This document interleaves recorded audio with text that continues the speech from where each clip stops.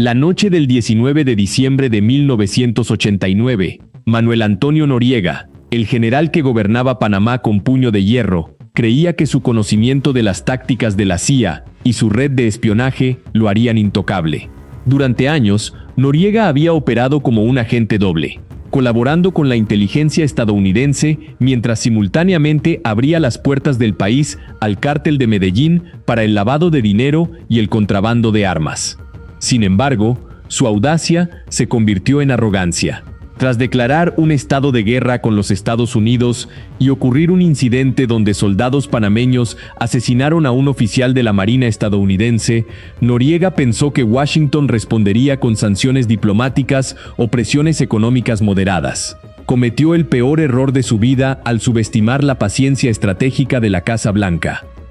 A la medianoche del 20 de diciembre, la respuesta estadounidense llegó de forma aplastante, bajo el nombre clave de Operación Causa Justa. No fue un despliegue progresivo, sino la mayor operación de asalto aéreo desde la Segunda Guerra Mundial, movilizando a más de 27,000 soldados equipados, con la tecnología militar más avanzada de la época. Mientras los helicópteros de ataque Black Hawk y los imponentes cazas furtivos F-117 Nighthawk silenciaban las comunicaciones y los radares de las Fuerzas de Defensa de Panamá, los Rangers del Ejército de los Estados Unidos y los paracaidistas de la 82 División Aerotransportada caían simultáneamente sobre los puntos estratégicos del país, incluyendo el aeropuerto de Tocumen y el cuartel central de Noriega en el barrio de El Chorrillo.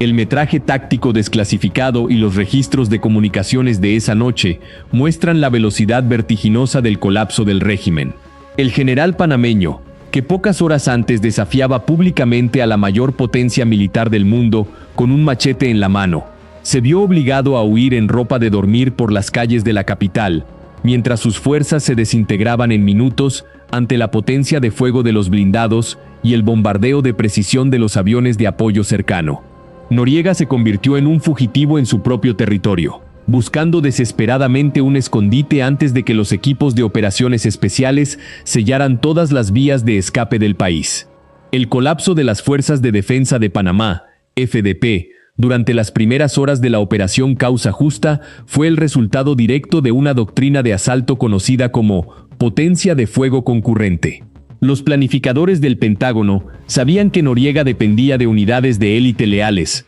como los batallones de la Dignidad y la 7ª Compañía de Infantería Machos de Monte, para sofocar cualquier intento de golpe interno.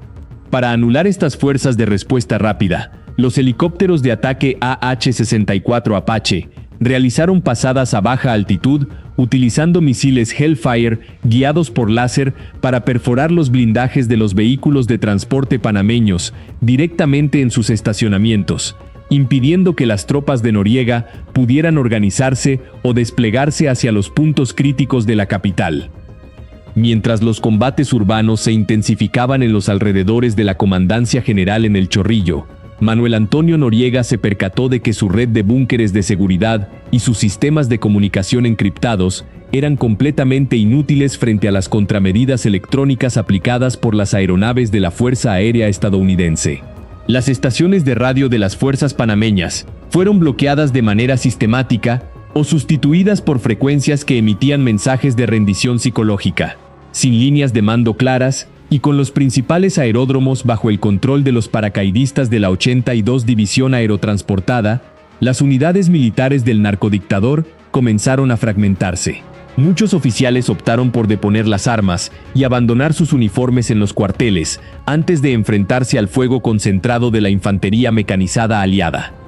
La desesperada huida del general lo llevó a recorrer una serie de casas de seguridad fortificadas en los suburbios de Ciudad de Panamá, cambiando de vehículo cada pocas horas para evitar ser rastreado por las patrullas terrestres y los drones de reconocimiento de la época. Sin embargo, el cerco se cerraba rápidamente. Los equipos de operaciones especiales de los Navy SEALs ejecutaron una misión de infiltración marítima en la base naval de Coco Solo y en el aeródromo de Paitilla, destruyendo el avión privado de Noriega y bloqueando sus vías de escape hacia Cuba o Nicaragua. El dictador se dio cuenta de que no tenía salida militar y que la captura por parte de las fuerzas del orden estadounidenses era una cuestión de tiempo. En un último movimiento de desesperación política, Noriega se dirigió a la Nunciatura Apostólica en el barrio de Punta Paitilla, buscando el asilo diplomático del Vaticano el 24 de diciembre.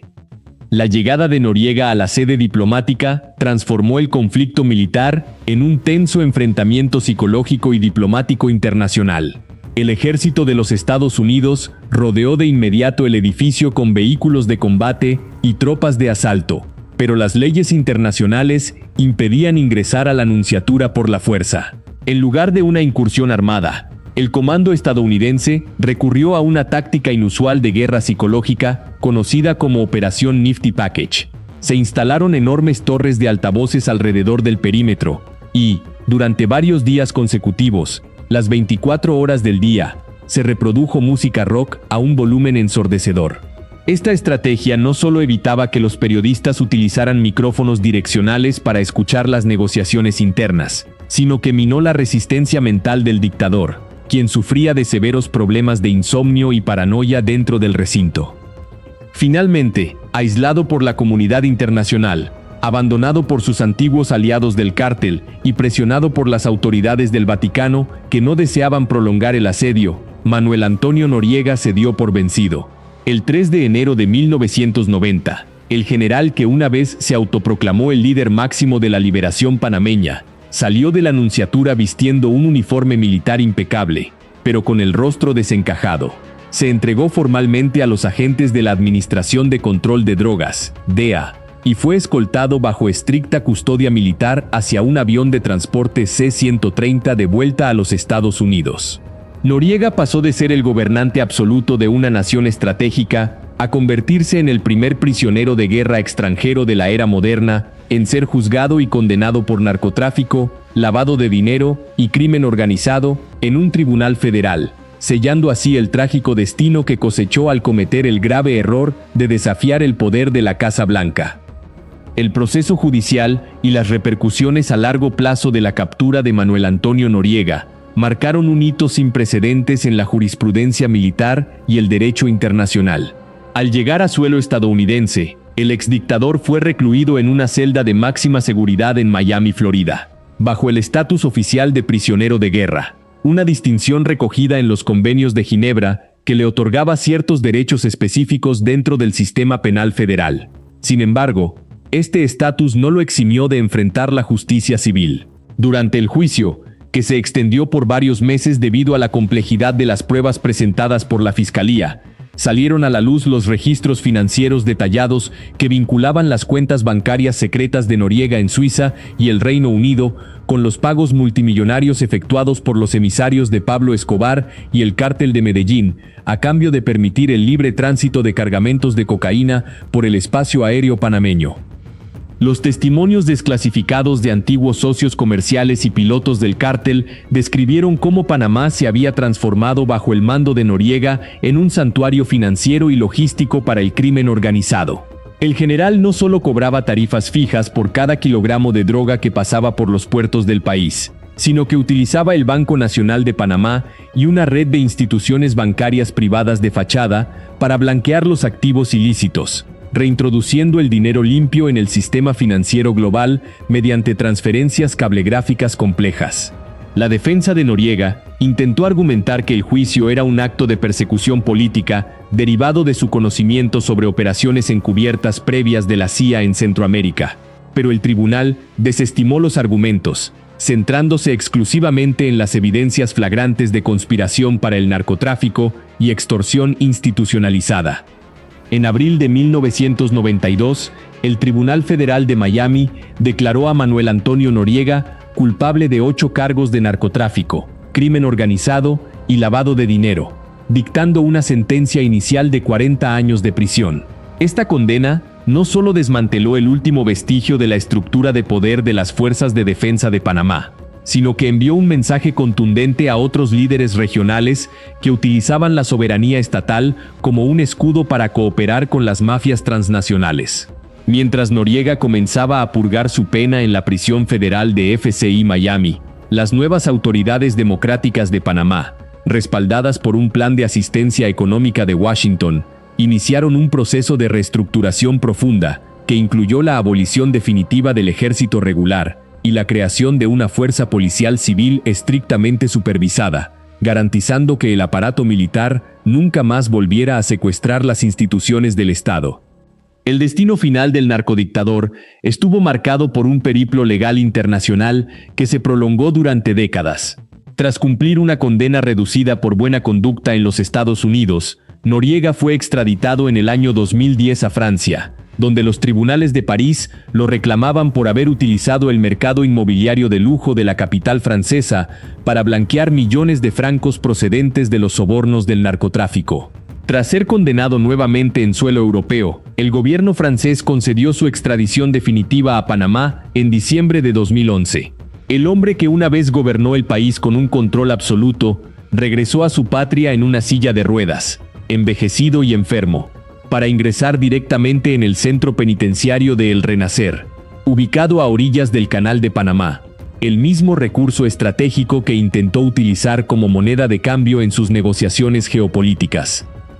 Allí, aislado y despojado de toda influencia, Noriega pasó sus últimos años enfrentando múltiples condenas locales por las violaciones a los derechos humanos cometidas durante su régimen, incluyendo la desaparición forzada y el asesinato del líder opositor Hugo Espadafora. Su fallecimiento en mayo de 2017, tras complicaciones derivadas de una cirugía cerebral, cerró uno de los capítulos más oscuros y violentos de la historia contemporánea de América Latina. La Operación Causa Justa y la caída de Noriega siguen siendo estudiadas en las escuelas de guerra global como el ejemplo definitivo de cómo la acumulación de poder delictivo, la soberanía mal entendida y la arrogancia dictatorial pueden conducir al colapso absoluto de un régimen en cuestión de horas, cuando se comete el error irreparable de desafiar los límites de la tolerancia internacional.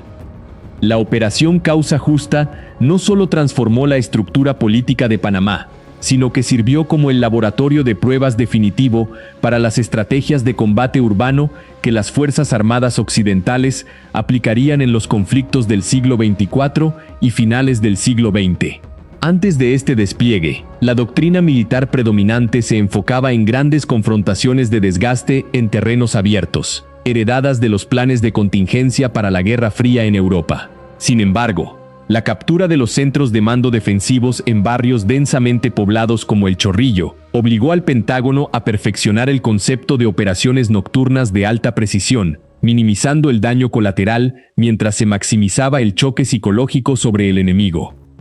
Las lecciones extraídas del asalto coordinado demostraron la efectividad de la superioridad tecnológica en la oscuridad profunda. El uso generalizado de visores de visión nocturna de tercera generación por parte de las unidades de operaciones especiales norteamericanas frente a unas fuerzas locales que carecían de equipamiento optrónico básico creó una asimetría táctica absoluta. Los soldados estadounidenses podían avanzar por callejones oscuros y pasajes subterráneos con la misma velocidad que si fuera de día, neutralizando los nidos de ametralladoras de las fuerzas de Noriega antes de que los defensores pudieran identificar la dirección de los disparos. Este dominio de la noche se convirtió a partir de ese momento en un pilar fundamental de cualquier intervención militar moderna. El enigma de los archivos secretos de la CIA. La caída del dictador también abrió las compuertas de uno de los archivos de inteligencia más polémicos de la historia de las relaciones exteriores de Washington. Durante las semanas posteriores a la rendición del general, equipos especializados de inteligencia militar saquearon las oficinas privadas de Noriega en la comandancia y en sus residencias de lujo, confiscando toneladas de documentos clasificados, cintas de grabación y registros criptográficos. Estos archivos detallaban la compleja y oscura relación que el mandatario había mantenido con la Agencia Central de Inteligencia desde la década de los 70. Un periodo en el que recibió millones de dólares a cambio de facilitar operaciones encubiertas en toda la región de Centroamérica. Los documentos desclasificados con el paso de los años revelaron que el dictador utilizaba su posición estratégica para jugar en múltiples bandas de manera simultánea. Mientras proporcionaba información valiosa a las autoridades estadounidenses sobre los movimientos de los gobiernos de izquierda en la región, Noriega vendía pasaportes panameños falsos y facilitaba el contrabando de tecnologías restringidas a los mismos regímenes que Washington intentaba aislar. Esta doble contabilidad diplomática fue lo que finalmente colmó la paciencia de la administración del presidente George Herbert Walker Bush, que entendió que el control del Canal de Panamá no podía permanecer en manos de un actor geopolítico tan impredecible y corrupto. La reconstrucción y el renacimiento sin ejército. El vacío institucional dejado por la disolución de las Fuerzas de Defensa de Panamá obligó a la sociedad civil a replantearse por completo su modelo de seguridad nacional. Siguiendo el ejemplo histórico de Costa Rica, las nuevas autoridades democráticas promovieron una reforma constitucional que prohibió explícitamente la existencia de fuerzas armadas permanentes. El dinero y los recursos que antes se destinaban al mantenimiento de batallones de infantería, tanquetas y armamento pesado fueron redirigidos hacia el fortalecimiento de las infraestructuras de salud, educación y la modernización tecnológica del sector logístico del país. Esta desmilitarización radical sentó las bases para el milagro económico de las décadas posteriores. Al eliminar la posibilidad de futuros golpes de Estado militares, Panamá se transformó en uno de los centros financieros y de comercio internacional más estables y seguros de todo el hemisferio occidental. La Autoridad del Canal de Panamá, que asumió el control total de la vía interoceánica el 31 de diciembre de 1999, en cumplimiento de los tratados bilaterales, demostró al mundo que la gestión civil y técnica de la ruta era infinitamente más eficiente que el control militarizado e ideológico impuesto durante los años de la dictadura de Noriega. La advertencia permanente de la historia. La crónica de la caída de Manuel Antonio Noriega permanece en la memoria colectiva mundial como un recordatorio contundente de los peligros que acarrea la impunidad criminal combinada con el poder absoluto del Estado. El general panameño construyó su imperio sobre la base del miedo, el chantaje institucional y la complicidad con las redes del narcotráfico internacional, creyendo falsamente que su control sobre un recurso estratégico vital como el Canal de Panamá lo eximiría de rendir cuentas ante las leyes globales. Su error de cálculo no solo provocó la destrucción de su régimen en menos de 48 horas, sino que condenó su propio legado a figurar en las páginas de la historia militar como el prototipo del líder que lo perdió todo por no entender los límites del poder soberano. Hoy en día, las prisiones y los cuarteles en ruinas, que alguna vez albergaron el aparato de represión del dictador, sirven como museos y centros comunitarios, donde las nuevas generaciones estudian los costes de la tiranía. La lección de Panamá sigue vigente para cualquier régimen que intente desafiar la estabilidad internacional mediante el uso de economías ilícitas. Cuando las potencias globales deciden que un aliado estratégico se ha transformado en una amenaza intolerable, la respuesta tecnológica y operativa puede ser tan veloz y aplastante que no deja margen para la resistencia ni espacio para la huida. Si ver cómo el imperio de Noriega se desmoronó en menos de 48 horas por subestimar el poder de la Casa Blanca te pareció impresionante, no olvides dejar tu like y suscribirte al canal para no perderte ninguna de nuestras crónicas de historia militar y operaciones tácticas desclasificadas. Antes de cerrar este expediente, déjame tu opinión en los comentarios. ¿Crees que Noriega realmente pensaba que su pasado como agente de la CIA lo hacía intocable? ¿O simplemente su arrogancia lo cegó por completo? Los leo a todos aquí abajo y nos vemos en el próximo video.